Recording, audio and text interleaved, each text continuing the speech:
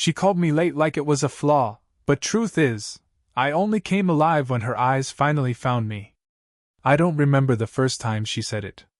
Maybe it was the second or third time I showed up at their house, helmet still in hand, shirt a little wrinkled, hair pushed back like I'd been in a rush. But it became a ritual, the way she'd stand at the door, her hand on the frame, lips pressed together in that half smile, half scold. "You're always late," she would say. And I would grin, pretending not to care, though inside I cared too much. Not about the time, but about her noticing.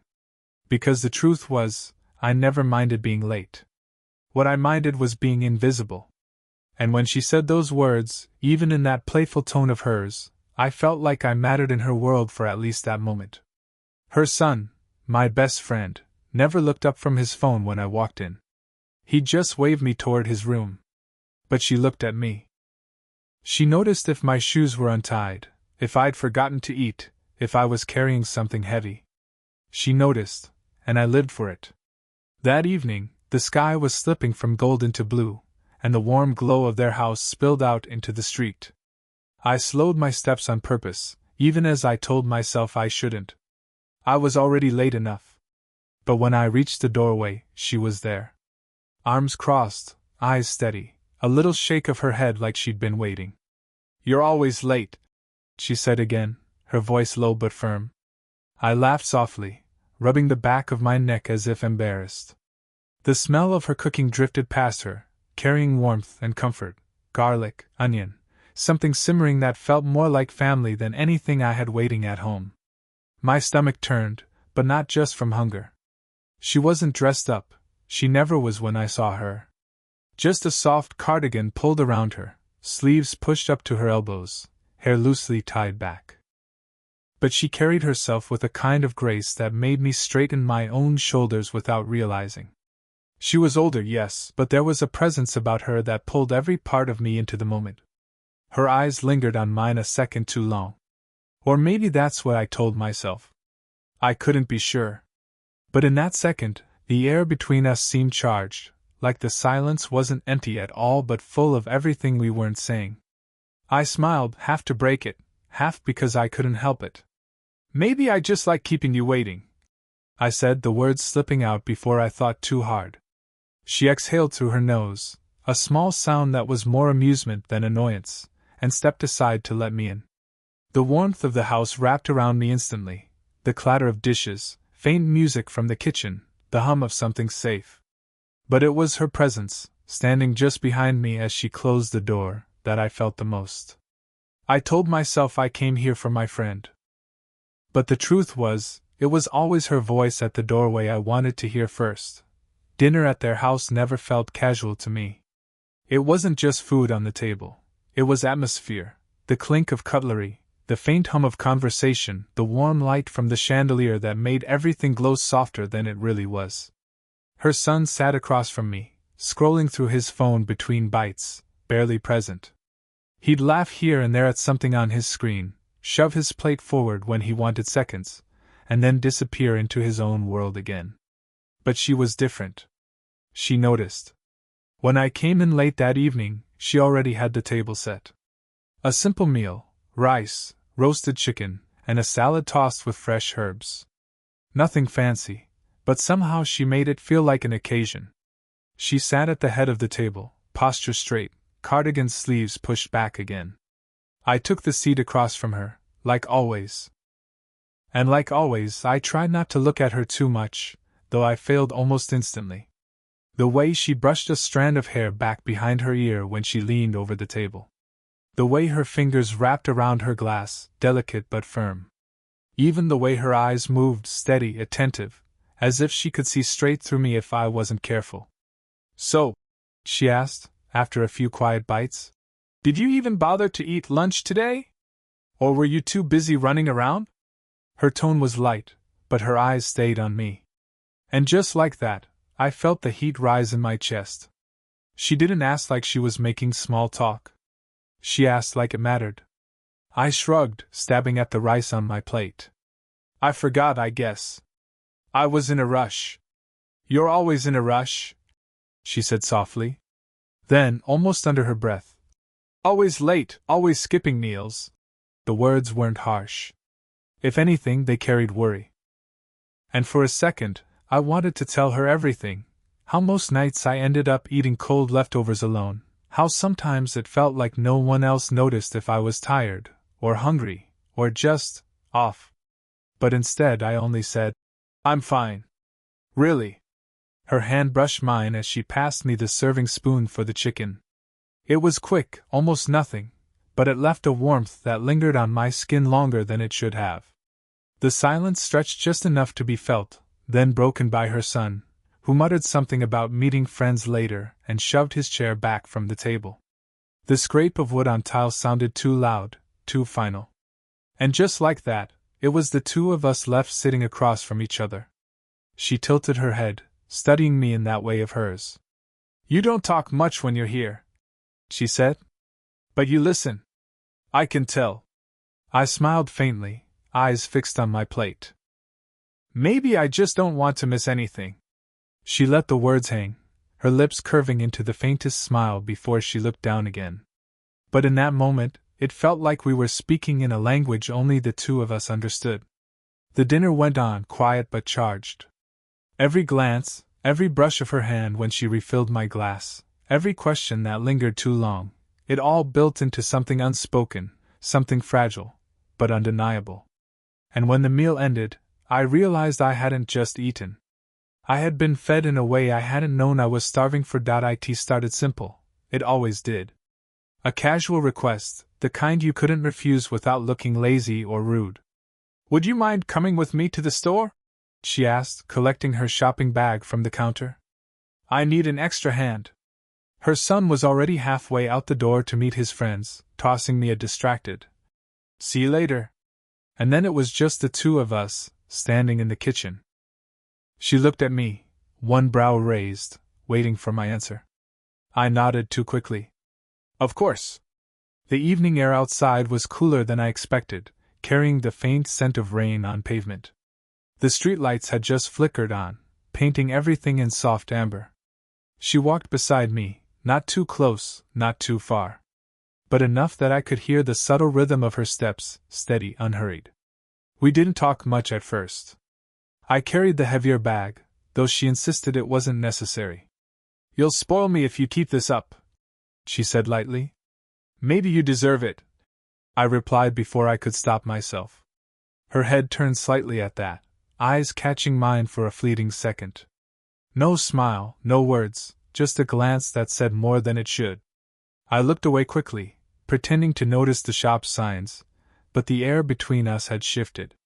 Inside the grocery store, everything felt too ordinary for how charged it was. Fluorescent lights buzzing overhead, the faint hum of a refrigerator, the smell of bread baking from the back. She moved with quiet certainty, picking vegetables, checking dates on cartons.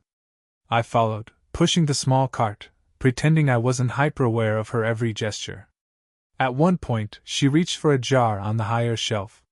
Without thinking, I stepped closer, my hand brushing against hers as I took it down for her. That single touch sent a rush through me, more than it should have. She murmured, "Thank you," her voice low, and for a moment we both lingered in the aisle longer than necessary. When we stepped back outside, the bags between us felt like excuses for our hands not to meet. The street was quieter now, only the distant hum of traffic and the whisper of wind through trees. She shifted the weight of her bag, and instinctively, I reached out, steadying it with my hand. Our fingers grazed again, not by accident this time. She didn't pull away immediately. Just a breath, just long enough for me to notice the quick rise and fall of her chest, the way her gaze stayed forward, as though looking at me might break the moment wide open. By the time we reached the house, my palms were sweating, though the evening was cool.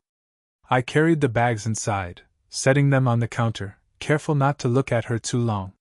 She thanked me again, softly, almost as if it was more than just for the groceries. And as I turned to leave the kitchen, I realized something that scared me and thrilled me in equal measure. These errands, these small, ordinary moments, they had become the very center of my days. I wasn't just helping her. I was following her gravity. It was late when it happened. Too late for me to still be there. My friend had already gone upstairs, muttering something about a game he wanted to play before bed. The house had quieted, except for the faint hum of the refrigerator and the steady ticking of the clock in the hallway. I was lingering, not ready to leave. I told myself I was just finishing my drink, but the truth was I didn't want the evening to end. She noticed, of course, she always did. You know, she began, leaning against the doorframe that led to the kitchen, her arms folded loosely. You can't keep living like this. Always rushing in, always late, never quite settled. Her tone wasn't sharp. It was softer than usual, like she wasn't scolding me but worrying. That made it worse. Worry was personal. I set my glass down slowly, buying time. It's not a big deal. Her brow furrowed. It is, though. You're 20-something, but you act like you're already tired of life. That's not how it should be. Her words hit deeper than I expected. Tired of life. Maybe she was right. Maybe I was carrying more than I admitted, moving through my days half asleep until I ended up here, where things suddenly felt sharp and alive. And before I could stop myself, the words slipped out. Quiet. Reckless. Maybe I'm late because that's when you notice me. The silence that followed stretched like a taut string, threatening to snap. Her lips parted slightly, but no sound came. She just looked at me, eyes wide, as if I'd peeled something back she hadn't wanted to see. I wanted to take it back. To laugh it off, pretend it was a joke. But I couldn't. My heart was beating too fast, pounding in my ears, and the truth of what I'd said filled the air between us like electricity. Her arms slowly lowered from her chest. She took a small breath, eyes softening. For a moment, I thought she might actually step closer. Instead, she whispered, "You shouldn't say things like that." I swallowed hard, my throat dry. Why not? It's true. Her gaze dropped, her fingers fidgeting with the hem of her cardigan. Because you're my son's friend. Because people would never understand. Because... Her voice faltered, as if even she didn't know how to finish the sentence. I stepped closer, not too close, just enough that I could feel the warmth radiating from her. Do you understand? I asked quietly. She finally lifted her eyes, and the look she gave me nearly undid me. It wasn't rejection. It wasn't even anger. It was something caught between longing and fear, a look that told me she had felt it too but couldn't allow herself to name it. For a long moment neither of us spoke. The ticking clock seemed louder, the air thicker. My chest ached with everything unsaid. And then she looked away, breaking the spell. You should go, she murmured. I nodded, though every part of me wanted to stay. As I stepped toward the door, I caught the faintest sound behind me, her breath catching, like she had almost said something more. But the silence swallowed it whole. The days after that night felt different. Not because of what had happened, but because of what hadn't. She didn't look at me the same way. Or maybe she tried not to. Where there had been playful remarks and lingering glances, there was now polite distance. She was still kind, still composed, still herself, but something was missing. Something I had grown addicted to without realizing. I noticed it the next time I came over. Normally, she would greet me at the door with that familiar teasing line. You're always late. But this time, the door opened, and all she said was, He's upstairs. Go on in. No smile. No folded arms. No glint in her eyes like she was secretly amused by me. Just simple, neutral words. And God, it stung. Dinner felt emptier too. She asked me if I wanted more rice, if I needed water, if I was comfortable, but not about my day, not about my plans, not about me. Her questions had become safe, ordinary, designed to keep us both from remembering the words I had spoken in that charged hallway. Maybe I'm late because that's when you notice me. I replayed it in my head constantly. The way her breath had caught. The way she had looked at me, eyes wide, lips parted. That wasn't nothing. She had felt it, I knew she had. But now she was building walls faster than I could climb them.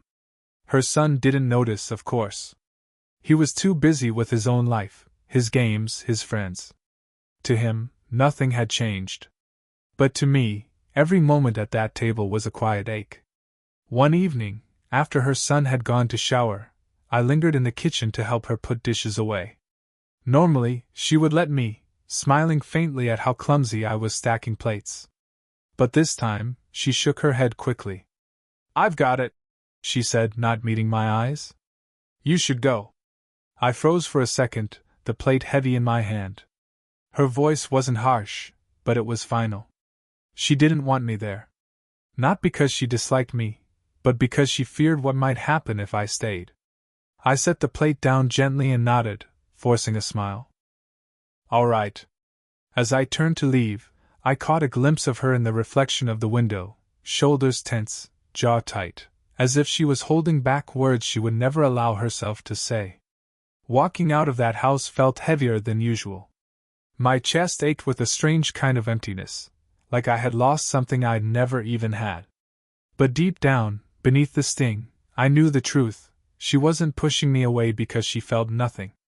She was pushing me away because she felt too much. And somehow, that knowledge was both the comfort and the torment that kept me coming back. For weeks, I told myself I would stop showing up. That maybe the distance she had built was what we both needed. But something stronger than reason kept pulling me back to that doorway. Only this time, I came early. The sun hadn't yet slipped below the horizon. The street still held that soft glow of late afternoon, and when I knocked, she opened the door with surprise flickering in her eyes.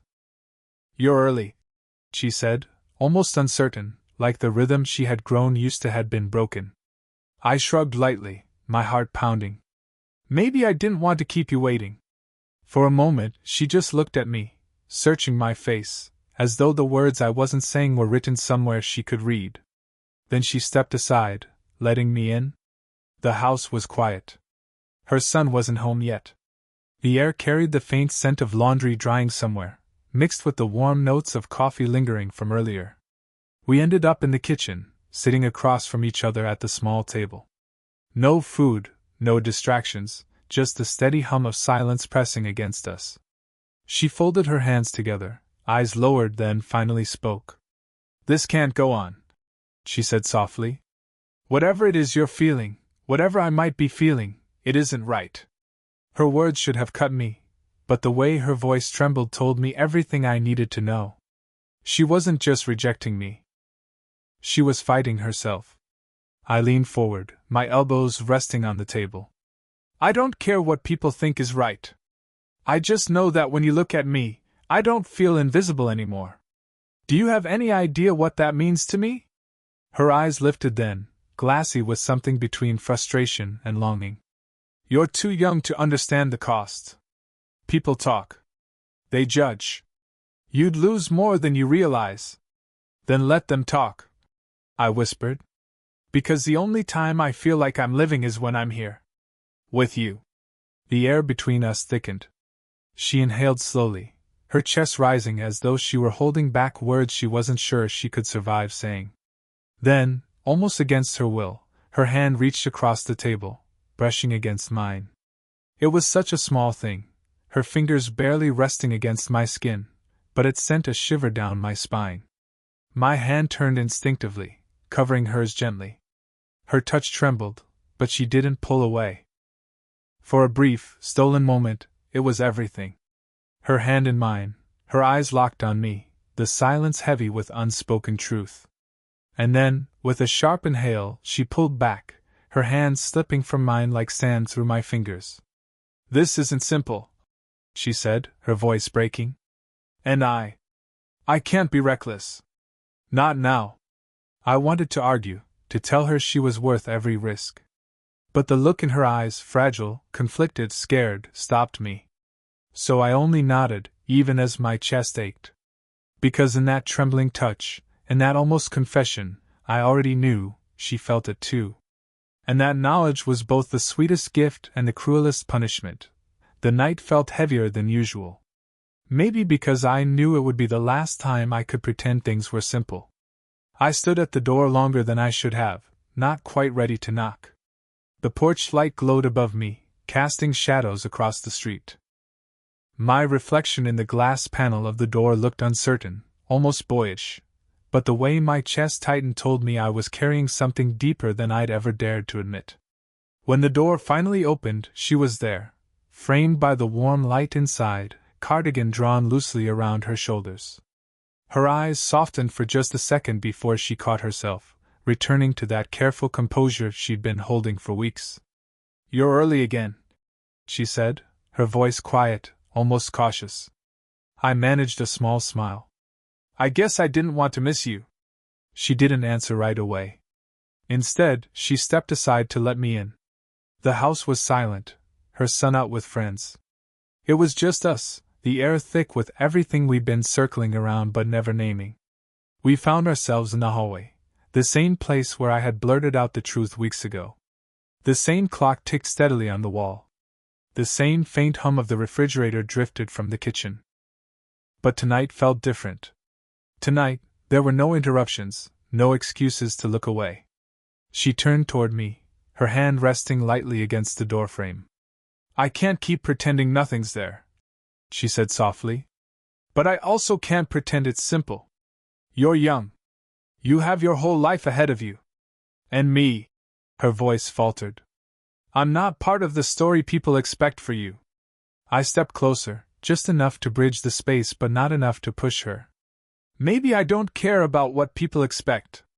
Maybe I just care about the way I feel when I'm here. When it's you." Her eyes glistened, and for the first time, she didn't look away. Instead, she searched my face as if trying to find the strength she couldn't find in herself. Silence stretched, not heavy this time, but fragile, like glass that might shatter with one wrong move. Then she lifted her hand, trembling slightly, and rested it against my cheek.